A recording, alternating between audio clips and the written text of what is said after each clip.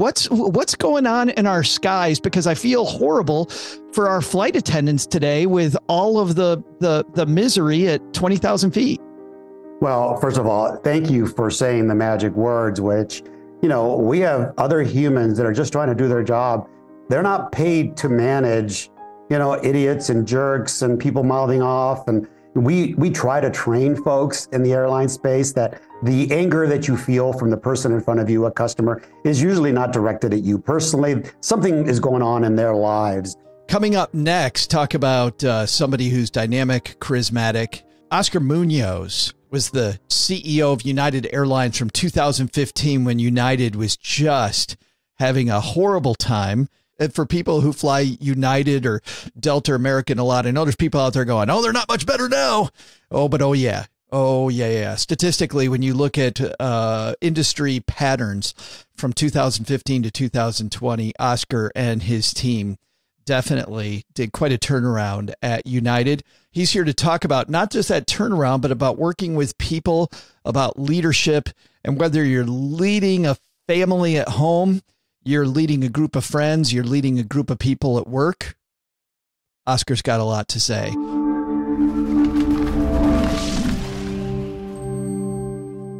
And I'm so happy this gentleman's coming down to Mom's Basement to talk about leadership with us. Oscar Munoz is here. How are you? Well, as I tell people in my new chapter of life, I am busy, I am healthy, and I'm happy. And that encompasses a whole broad spectrum of things that usually takes care of a good conversation. So I'm all of those, and I'm delighted to be here with you. And I love the concept of your show. I love the concept of simplification of somewhat arcane things for the normal person. It's just a real passion of mine, just from a respect of we especially in the financial planning world, and people like to use so many big words and concepts and kind of show you how smart they are. And it's like, dude, I don't need to figure out how smart. I was like, can you just help me? I was just looking, hey, do I do a CD? Do I do this? And then breaking it down in simple terms. And I was with I don't know if I can mention his name, but a prominent economist at a big event, and everybody's asking him big, prominent economic questions. And I raised my hand sort of like this and say, this may be the stupidest question or the hardest question you've ever been asked, but I work with a lot of people that are kind of frontline essential workers. And honestly, over the many years that I've been working, they struggle to understand what the hell all this means. So quantitative easing, economic theory, money policies, all of those things. It's like, how do you talk to the person who just works for a living, blue collar, and his truck is more expensive, his mortgage, his rent, all of this stuff. What does he have to do? What can he do? And the funny part about it is that the background, the folks, the people that were serving us, security people in this, there was a very august group gathered for the thing, but there was literally clapping and hooting and hollering from the people in the back. It's like, yeah. Now, of course, he went on for 5 minutes of arcane economic stuff. So we didn't solve anything there. Can we change this into English? Right. I'm going to ask you about that because storytelling figures prominently, not just in your book, but in your everyday work. You have to be able to tell a story that resonates with people. But before we get to that, I just want to ask you one current events question, which is, you see the videos as often as I do. If I'm going through TikTok, so I'm sending stuff to the Chinese, or I'm going through Facebook Reels or YouTube Shorts, there is an altercation daily now, it feels like, Oscar, on a plane somewhere. And it feels like over the last few years, it is definitely escalated. What's going on in our skies? Because I feel horrible for our flight attendants today with all of the misery at 20,000 feet. Well, first of all, thank you for saying the magic words, which, we have other humans that are just trying to do their job. They're not paid to manage idiots and jerks and people mouthing off. And we try to train folks in the airline space that the anger that you feel from the person in front of you, a customer, is usually not directed at you personally. Something is going on in their lives. So your question about what's going on lately, why it is such a broader psychological question, because I think are people stressed, divided, feel like no one's listening? I don't know, but I've traveled quite a bit, and I'll always walk into a cabin and you'll see the tension. And because people kind of know who you are, they expect you to kind of deal with it and take care of it. but emotions run high. All I ever say to people is, what are the facts? And it's like, would you be willing to do this or that? So you try to help out. But oftentimes when people are so irate and they keep it going through the entire flight, Yeah. And I always say, what's the best, what is the guide point that you would give to people? Or what is, your biggest lesson or awareness point that you would make for folks? I said, you know what?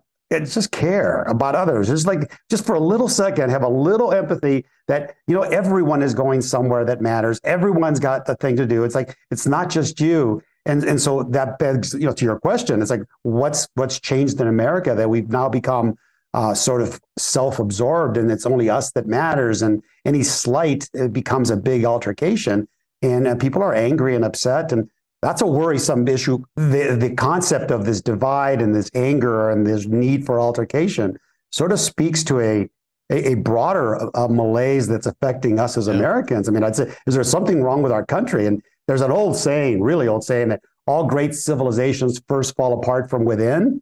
And I have always worried about that because just as, we're getting to a point where we just don't really care for each other or just for a second even. So I wish I had a better answer than that, but thank you for understanding that the people on board, they're not paid law enforcement professionals to do these things.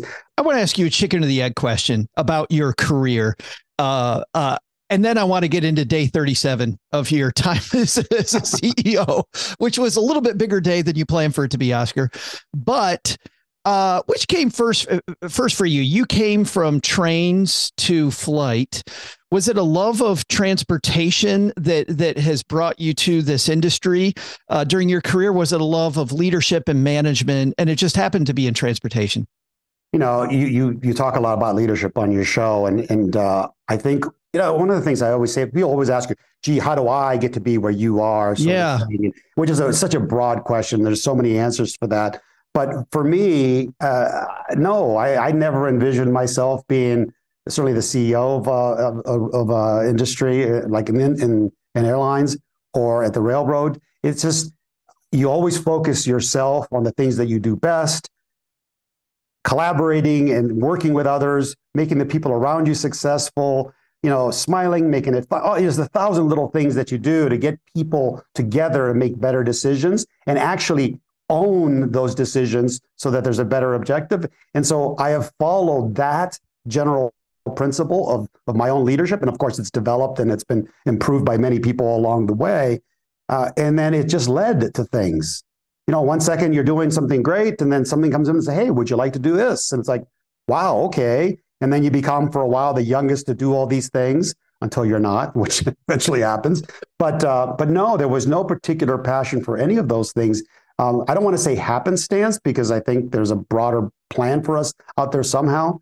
But no, I mean, the rail space, and I talk about it in the book as to how I chose to go there. It's just something that I was, somebody found me and said, hey, would you like to join the board? And it's like, great. So I was on the board for a long period of time. And then something happened and they said, gee, we like you as a board member. We might like you as a CEO. And so you develop a passion for the things that you do over time. But no, I wish I had this vision from day one that I was going to be this, but it doesn't always work that way for people. And I don't like it when people say, follow your passion and go get it. There's a lot of hard work involved, right? Well, if I'm trying to design a career, though, you write in this piece that one of the reasons that they wanted you at United during their time of crisis was that you were a, quote, operations guy, right? You weren't somebody who was a talking head or a financial person. You were somebody that could get in the dirt and kind of knew how the machine operated. If I'm trying to design my career as I'm 20 to 25, that kind of spoke to me about what type of opportunities I might want to pursue. Maybe it's not a linear path, Oscar. Maybe it's a zigzag. I think zigzag is probably understated, right? I mean, there is just so many. What I try to tell young people, it's like there's a lot of angst every day about it. What am I doing in my career? Where am I headed? Background wise, is we all go to school for something usually, and you focus on something because that's what was available. It doesn't have to limit you. I think if you apply those broader leadership lessons that we briefly spoke about, you will find that people around you will get to know you for your intellect, for your capacity for not only IQ, but IQ, for ability to get things done. And that tends to elevate you over the course of time. I grew up as a finance person, so that was my training, and I did that for quite a long time. But over time, I really quickly learned that finance and its concepts was lost on a lot of my operational peers because they just didn't have that training. And honestly, it's a very important question. They didn't understand the why. It's like, hey, they say, listen, I need more things to make this business work. And a finance person comes in and says, well, you need to fill out this form and you need to do ROIs and IRRs and NPVs and all foreign concepts to them. It's like, well, whatever, I just need my stuff. And over time as a finance person, I really taught my organization and myself to be truly listening to folks. It's like, well, Joe, tell me why you need this. Tell me how much you need and why, and what's your background for it. Let us do the work, and then we'll do the math behind it. And so what that led is a more operationally based CFO was my sort of label, which when somebody decided to replace a chief operating officer, it's like, well, why don't we take a chance on this guy? He understands some of it, but I'll tell you one thing, one of the greatest lessons in my life was when I moved from a CFO role to a COO role, running a large, railroad company with huge amount of assets and safety orientation and labor and all those sorts of things. A lot of my, wise college learnings and such became a little silly to me sometimes, right? Because it's like, okay, I'm sitting in a room with 500 men and women who, just work for a living, and they want to know why something is happening. And so I learned to tell people, here's the why in simple terms. How do you talk about business results and why they're important and why the street's important? They don't care, right? And so that simplicity in communication is a key thing that I would ask for people. And whenever you can, if indeed you can get an operational role of some sort, that is always helpful and meaningful because it will change how you look at things when you're actually responsible for a P&L, let's say, or results. It's interesting how in a personal financial plan, the money is not the object, and some people don't like it because they think money's the object. It's having more life, where to your point, the money piece, if it follows operations, it makes the world better for everybody instead of more frustrating. You told a story later in your book about a quality program that was there before you got there. And when you were on your listening tour, people were complaining about it everywhere you went. And to your point, nobody knew the why behind it. I want to, though, not focus on that. What I really want to do is go to the beginning of your book, because you tell this great story, Oscar, about taking off your headphones when you walk through an airport. You're walking through O'Hare, and you see all these stories all around you. And already today, I'm sure our Stacker community can see how important it is to be a storyteller and to tell good stories if you're a leader. The whole aspect of storytelling you compare to a symphony. Can you talk a little bit about how to construct good stories that resonate with a larger group of people? Well, that's a tough one because you have to start with a comfort about who you are as a person and why you do what you do, because that genuine nature, it allows you to tell stories because you get stories to tell. And so every story I tell is based on and rooted in a personal communication with another individual or another set of individuals. And I think it resonates. So I try, again, we talked about simplicity, which is one thing. It's like you don't bore people with a lot of details. You make it funny, you make it relevant. You bring yourself down to it. I think, especially at our CEO levels and such, we're just so used to, there's this level of idolatry that follows us around, right? It's like you walk into a room and you're instantly funny and you're the better looking guy. That's all this sorts of stuff. And I worked for a man, Roberto Goizueta, way back in my Coca-Cola days, and he was the most soft-spoken, quiet, unassuming man possible. And he would just pull you over quietly and said, it would look around and say, what do you see? And he taught me to always have an opinion about everything, but he also taught me an important thing. All of these people think they are really, really important because of the job title they hold at this particular company. And what's true about all of this, or what's not true, is that doesn't make you, right? It's that old saying, that's what I do, but that's not who I am. I think for us, the better part, when you figure out who you are, I think the stories come genuinely. because you'll develop them around you because people want to tell you those stories. And so making the stories relevant to the topic, making them simple, and bringing a little humility into it, I think is a combination of things that people like to see. Now, it's important to have achieved things in your life to be able to tell stories from, because you see a lot of people who just want to talk a lot about everything. Like, oh, I was getting in my Uber today and the guy was this, and we had this conversation. Oh, please shut up. Please shut up. Right.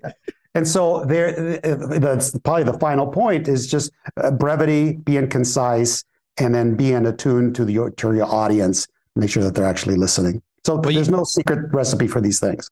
You tell a fantastic and very personal story that weaves its way all the way through this project, but it starts on day 37 of your career as CEO. Can you describe that morning? You are supposed to be going to one of your biggest meetings so far in 37 days. You're headed to interview a great CFO candidate, but tell me how that morning started off for you and what happened. Yeah, so I think the keynote there, as you mentioned, it's 37 days into my job. And I've been on this listening tour, which is where a lot of my stories come from, back to the previous conversation. And I'm learning a lot about our business. I'm getting told a lot of things by a lot of folks. And I'm now heading back into Chicago, where I have this important interview with a potential candidate for my CFO role. I also have a summit with all the labor leaders, because I've been talking with a lot of union people in the audience, but the labor leaders are like, hey, we're important here. We're the ones that lead these folks. You need to talk to us. So they're all trying to set up individual meetings. And my point is like, you know what, why don't we all talk together? Because for me, I was getting quickly understanding that one of the issues we had at United, that we weren't in effect united. We had so many different divisions and departments and organizations, and everybody up and down their own little silo was working, including our unions. So it was just my gentle way. I said, why don't we all get together and talk? So 2 big meetings that day. And I am off my morning run, as I usually do. I was vegan. I had just raced in a 100-mile bike race like 2 weeks prior. So, a weekend athlete for sure, but no history of any disease, all my... So, but that morning, my phone buzzed across the room. And when I went to go get it, I felt, for lack of a better term, weird. I was a little lightheaded, a little clammy, and my legs were kind of just sort of not feeling like, now I hadn't run that hard, so it wasn't that. And so as I moved towards my phone, my legs gave out and I sort of fell to my knees. And I tell the story of, in part of my training for triathlons and for these bike races, I have a really close friend who happens to be a cardiologist. And he's always telling us stories from the OR, including dramatic stories like, you'd be surprised at how relatively young and fit some of the people are that die on my operating table. And, and you guys, our collective group that does all this stuff together, you should always think about, if you ever feel anything weird, call 911. Just, reach out, call. The worst that you can be is embarrassed that it's indigestion or something, but you know your body, you know what's right, and you know what's not, what's maybe strange. So as I fell to my knees, my phone keeps buzzing, and those words came back to me. It's like, okay, I kind of feel weird. And so as I crawl to my phone, I also see my landline. Some of your listeners may not know what a landline is. When you're on the 50th floor of a Chicago apartment building, my immediate thought is, hey, because one of the things that my friend said when he said immediately call 911, he added this point, like, and make sure you tell them where you are, which makes sense. Because then he added, because you may not make it past the phone call. And I remember exactly where I was sitting when he said those words. And I remember thinking, okay, his name's Mark. And Mark, that's a little dramatic, right? It's like, oh, okay. But fast forward a couple of years, this event's coming up to, I'm crawling to my phone, and I'm realizing it's like, I call 911 and I immediately tell them I'm on the 50th floor of the, so I still had enough ability to communicate at this point. And that's what I told him. And then I realized that my door, my only door to the apartment was locked. I somehow crawled back, fell. I was bloodied in the face after I woke up from all of this. So I clearly fell into something. But I remember opening the door and 2 EMTs coming in And that's the last thing I remember for quite some time since I went into a medically induced coma. But the concept behind all this is, be aware, communicate with someone about these things. But, I had a life-saving kind of story from a friend of mine. And so it ended up being not just a heart attack. As one of my doctors said, this concept of a widowmaker, he goes, it's not really a medical term, but if it was, you took the concept of widowmaker and gave it the middle finger, because you just went way past that. And to this day, when I visit the hospital and the nurses that were in place, they've never quite seen somebody come in such distress. Now, I had no history that I knew of. I was an athlete. I was a vegan because of something with one of my sisters that I was supporting her. So from a concept of all the different rules, there was nothing there other than I had this brilliant life-saving thought that I had from one of my friends. And I tell this story everywhere and everywhere I can. And to this day, people come up to me everywhere and say, thank you for that. And some in tears, moms, sisters, brothers kind of thing, because they've all told the story to someone else. And so, in my own gentle way, we've been able to affect people that actually take matters into their own hands, especially guys. We tend to kind of like, I'll be fine. Yeah. I'll just lay down. I'll jump in the shower. And again, as my friend Mark says, you may not make it past that phone call. So long story from there, I was the EMTs that found me had just been coming around the corner and got the call. Wow, lucky. Cash, my doorman at the place, is somebody. Again, I'm always friendly and talking with stuff, and he knew who I was, and he realized they were coming to my room, so he kind of locked the elevator so no one could use it. He got me up in time, and it was 37 days into the job, 37 minutes from when I called. I was in a hospital on something called ECMO, which is a heart and lung machine where they bypass my entire. That's how serious it was. And one of the funny stories that was told later is one of the doctors that saw me first. He said I kept saying something. So as he leaned over to hear what I was saying, I kept saying, I don't have time for this. I don't have time for this, which is so on brand for me, right? It's like I had these two big important meetings. And somehow I got the number of my wife, who just happened to be there. So there's just so many nuances there. So I am blessed to be here. It's a miracle, and I'm happy to have made it through. But for all of your listeners, I hope that story resonates. I hope you tell it to someone, because it is a meaningful thing that certainly saved my life and apparently has helped others as well. Boy, and just as I was reading it, Oscar, the fact that you remembered at the last second before you blacked out to drag yourself over to the door and unlock it, like the amount of time it would have taken to just unlock your door, like that was pretty amazing. Is there any one thing, by the way, that we should be doing? Is there, because you've just a little snippet in the book where you go, medicine's advanced since then some. There might be some stuff that you can do. So if you don't think you're a risk, where average person maybe does. Yeah. So two things. One, I'll hit them briefly only because they can be chapters on their own. Preventative medicine in America is probably in the early stages. We just don't do enough of that to test people for things like heart disease early on, because it's just preventative thing. It just doesn't pay, it appears, or there's just some reticence in the medical community. And that's not a shot at the medical community, because they saved my life. But importantly, what's evolved now is that there's a lot of new drugs, certainly. And there's a company I'm personally involved with called Clearly that does diagnostic imaging, but that runs it past artificial intelligence and machine learning concepts with, hundreds of thousands of patients that have suffered the same things.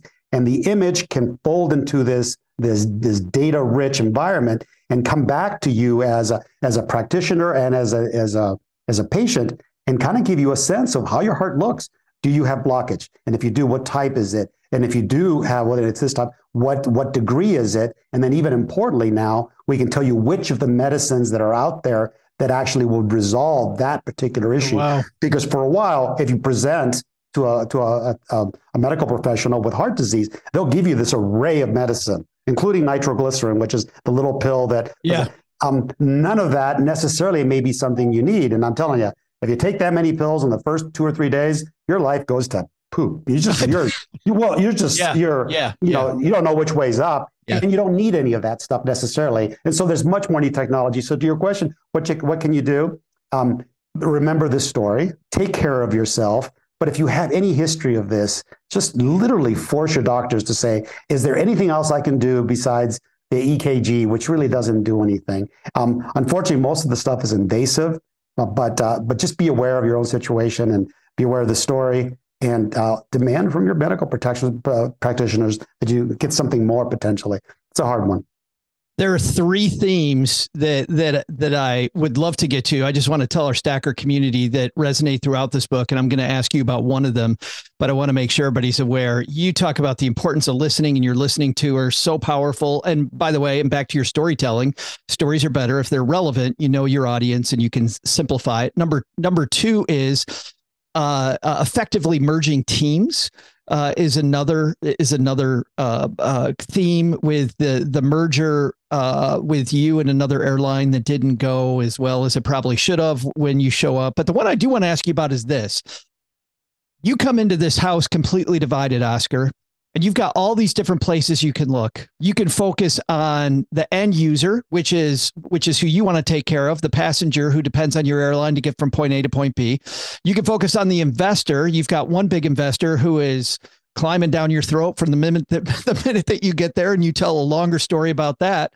And then there's the employees. And you decide that of all these groups, that the employees as a leader, that is where that needs to be the tip of the spear.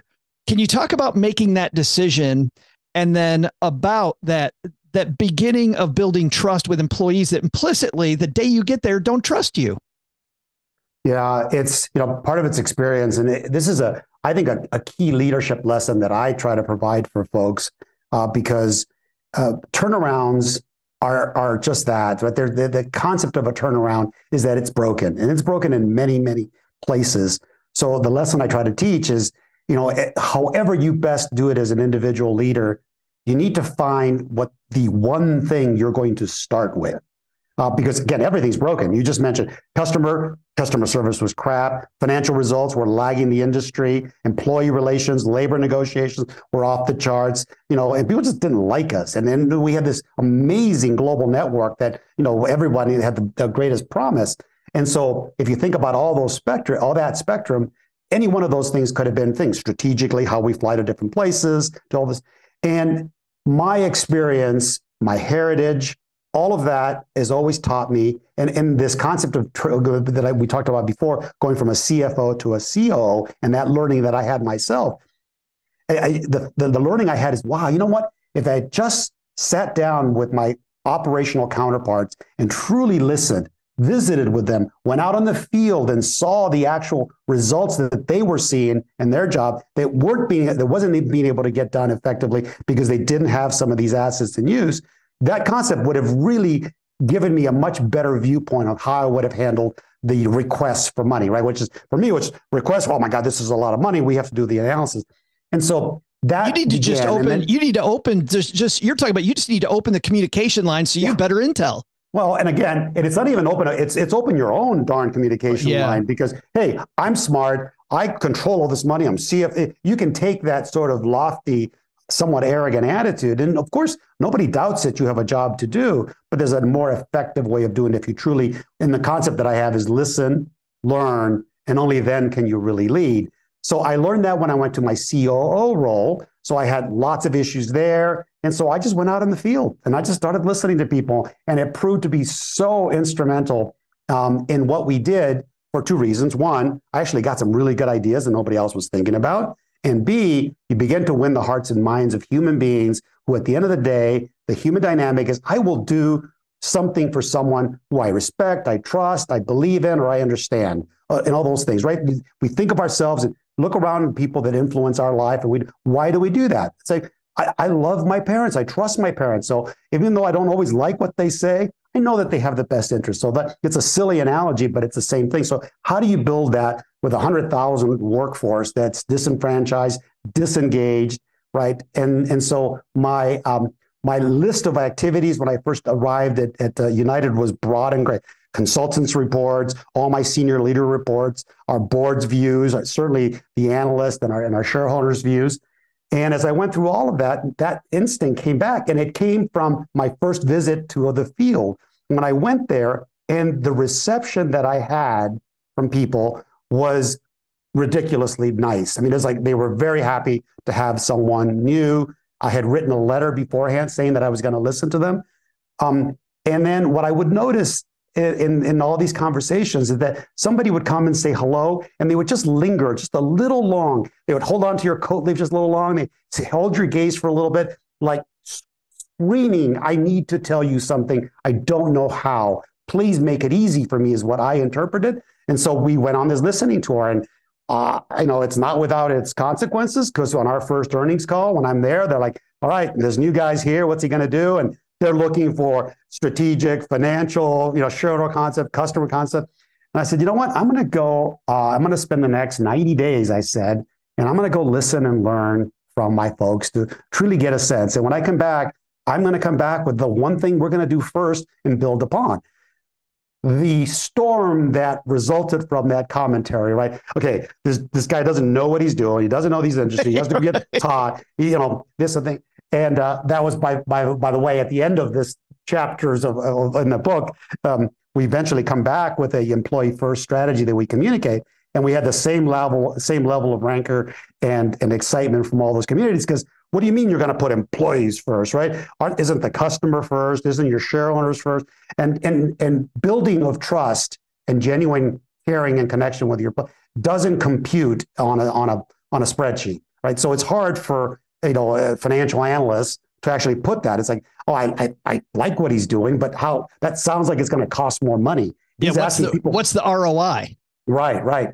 And as we proved time and time again over my tenure, how that trust and connection with our frontline employees made every bit of difference. Airline industries are what we call fragmented, right? They're not, you don't have a factory floor where the CEO can stand up there and say, hey, guys, this is what we're going to do tomorrow.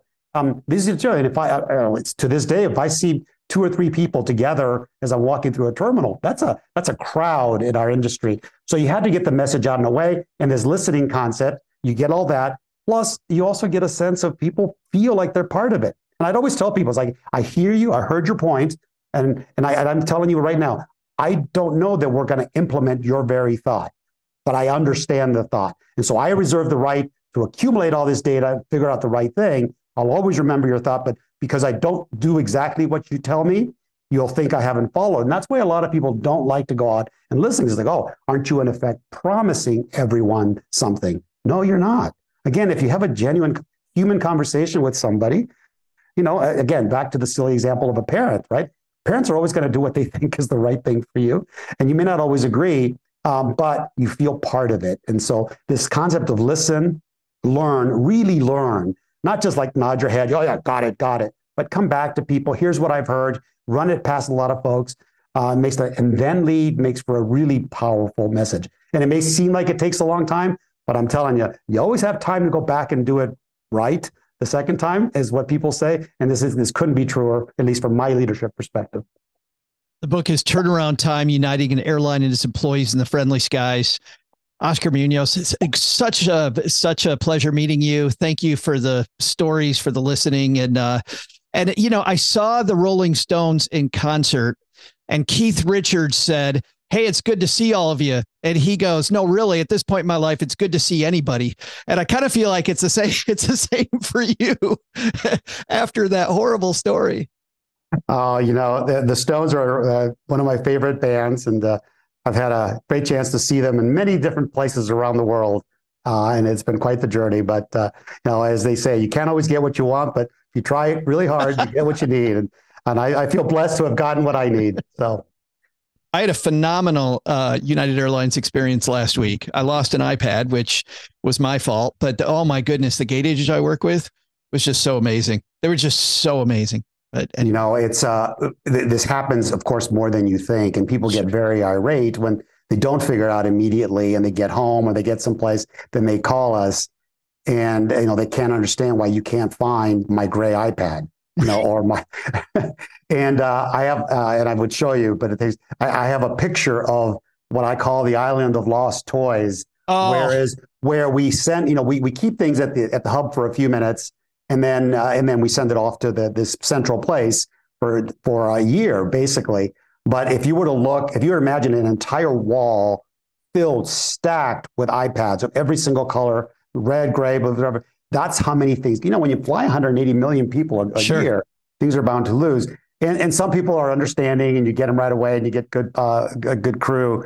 But some people can be real jerks about it, like, somebody stole it. And it's like, okay, no one, first of all, you left it, so it's not a problem. Mine is still missing. We haven't found it yet, but and it's powered down. Somebody needs to turn it on. And if somebody is able to ever power it up, then they'll see this is lost, whatever. But if it doesn't, I traveled so much last year. I felt good that I didn't lose it last year.